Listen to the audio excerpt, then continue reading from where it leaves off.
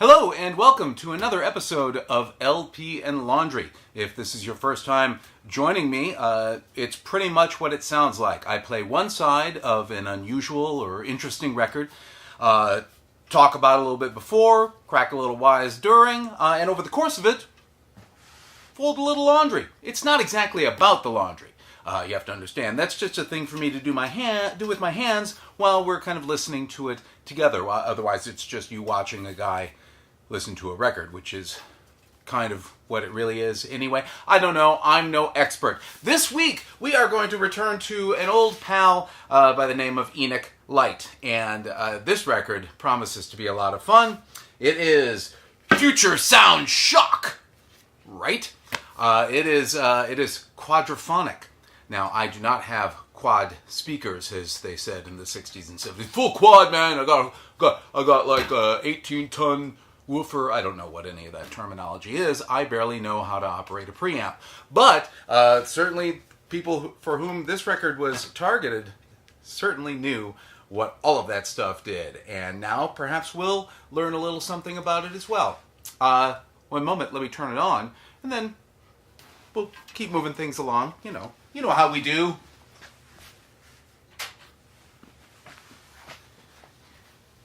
If you're unfamiliar with Mr. Enoch Light, very kind of typical, easy listening, space age, bachelor pad kind of stuff, this sort of thing.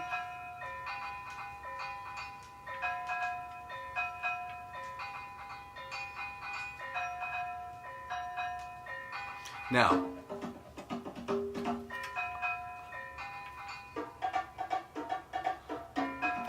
I don't know if my fingers are pointing to, if you've got earbuds in,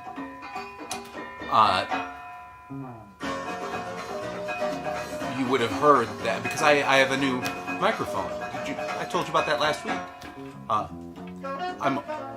It's a little heavy in one channel last week, so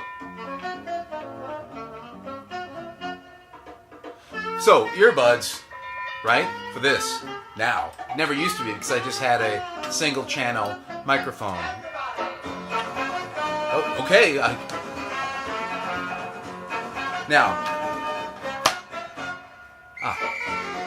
The name of this track, as a matter of fact, is St. Thomas. Everybody!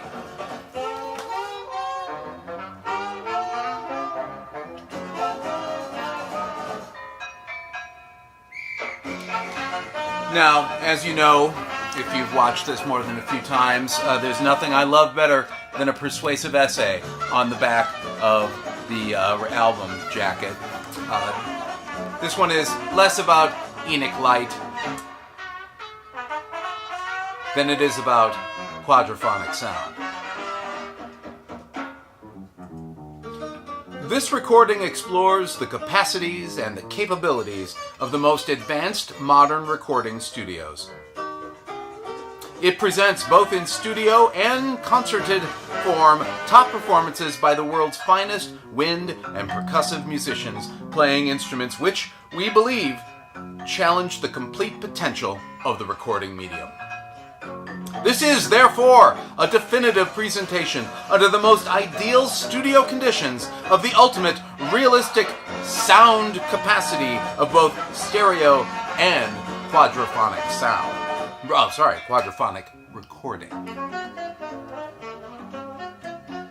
This is from 1973. One of those rare albums that actually has a date.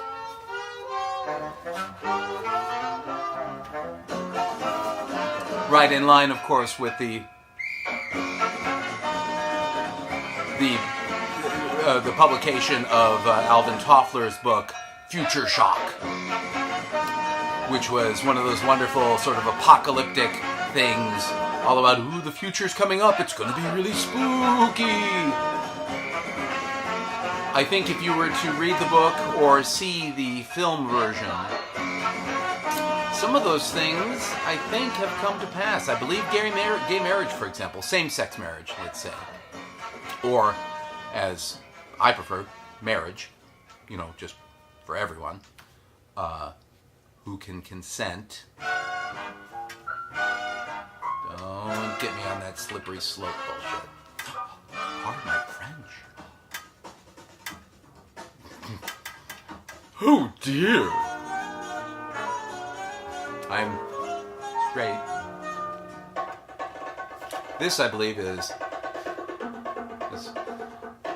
If these are in order here, this is... The name of the song is Cute.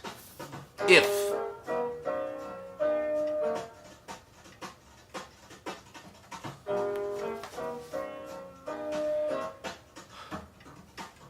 Now, I'm not reading all of this. However, actually, this was produced by Enoch Light. Associate producers, Tony Mottola and Jeff Hest. Tony Mottola. I believe he is at least notorious. Perhaps.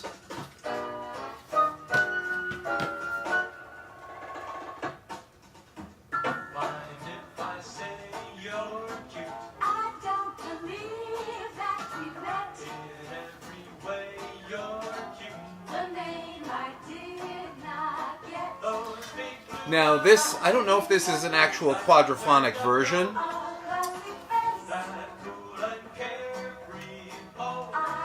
Oh yeah, this is actually a 4-channel recording, so if I had a quadrophonic system, it wouldn't make any difference to you, the viewer.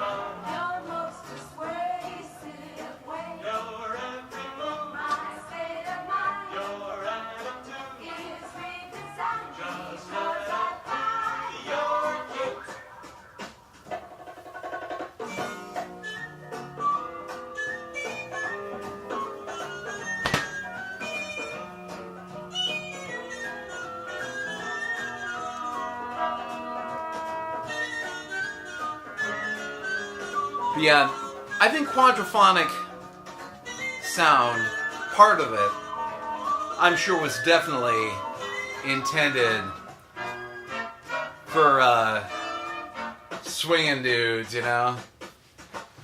Invite the ladies up to his pad. Check out his quadrophonic sound system. Where are they?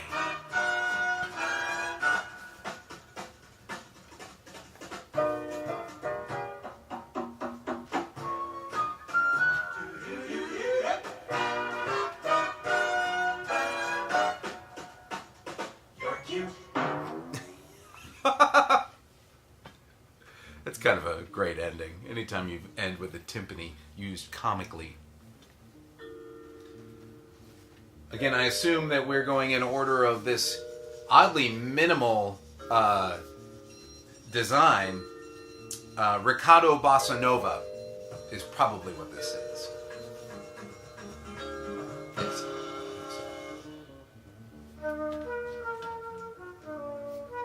But look at this. Look at the like the typography, the graphic design of this.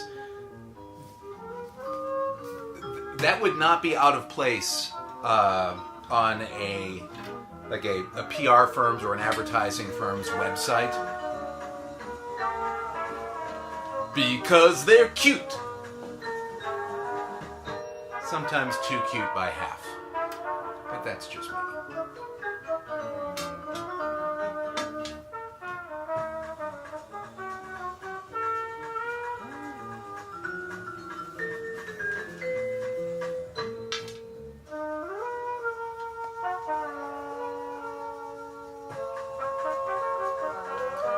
Where's the trumpet? Oh, there's 2 trumpet players.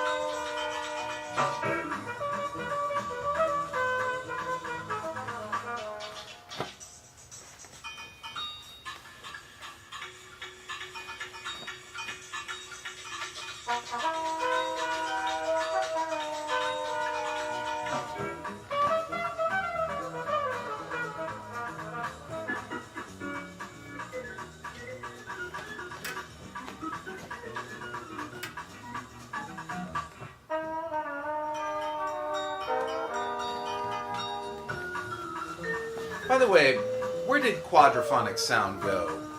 I mean, I know we have surround sound now, which I assume is probably more than 4 channels, right? It's like a whole bunch of little ones, or...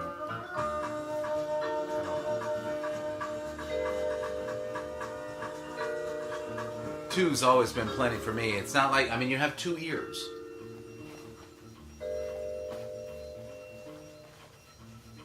Now, yes, I know you can perceive sound. You have blah, blah, blah.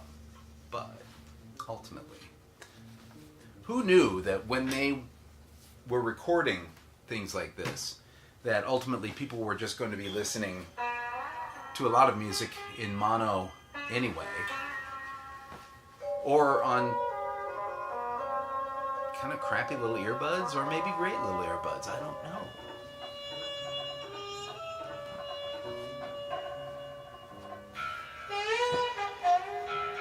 Oh. I believe this is Caravan.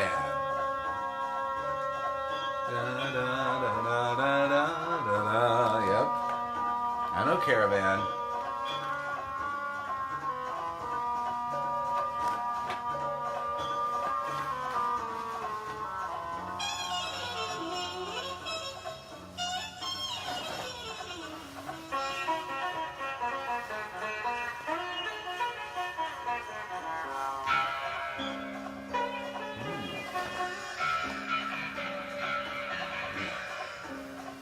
Kind of right out of Jesus Christ Superstar.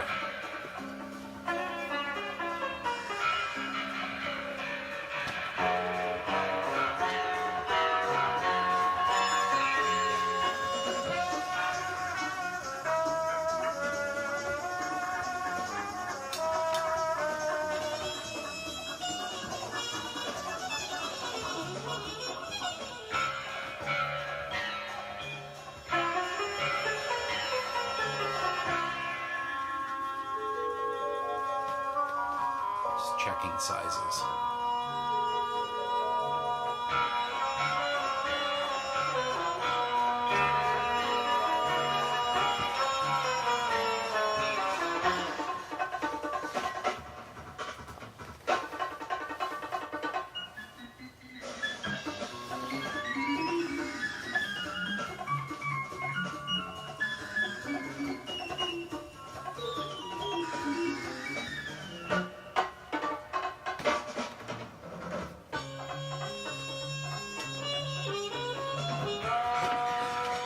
Yeah, my baby's in the army now.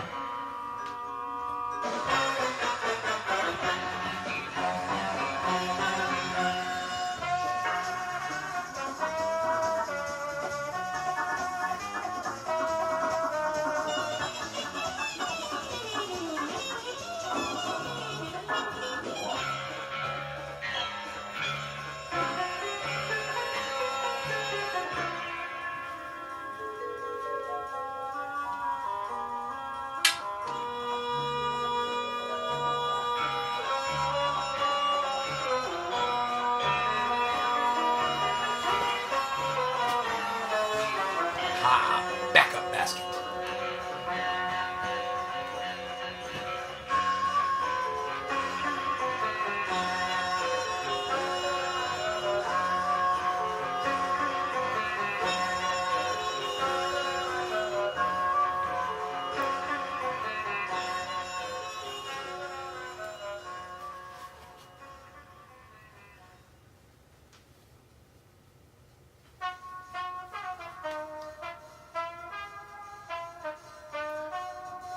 I believe this is called Pick Yourself Up.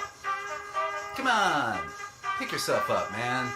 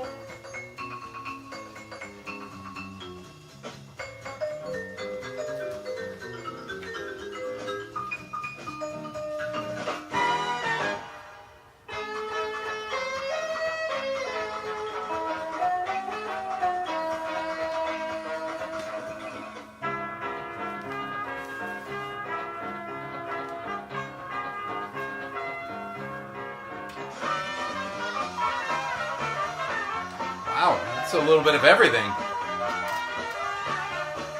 Now we're in New Orleans.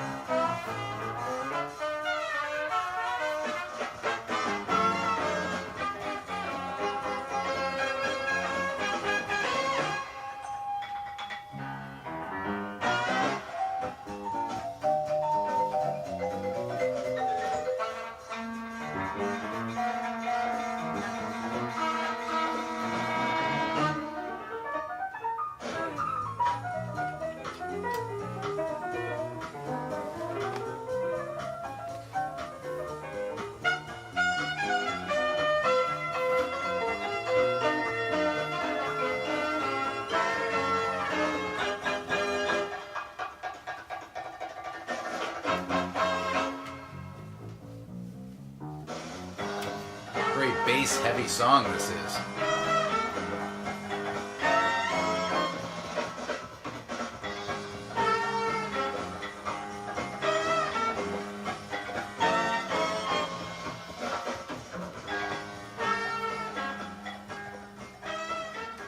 Really? A fade out?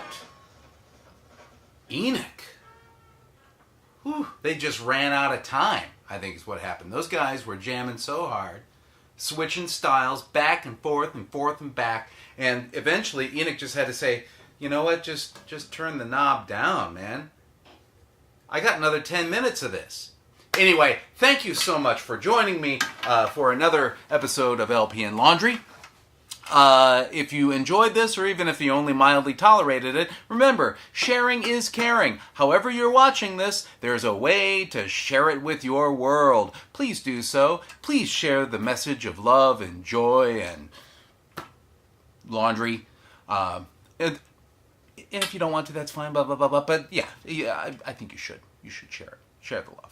Anyway, until the next time, I bid you a fond evening, and let me know if any of you have a quad system, because I'd like to play this record.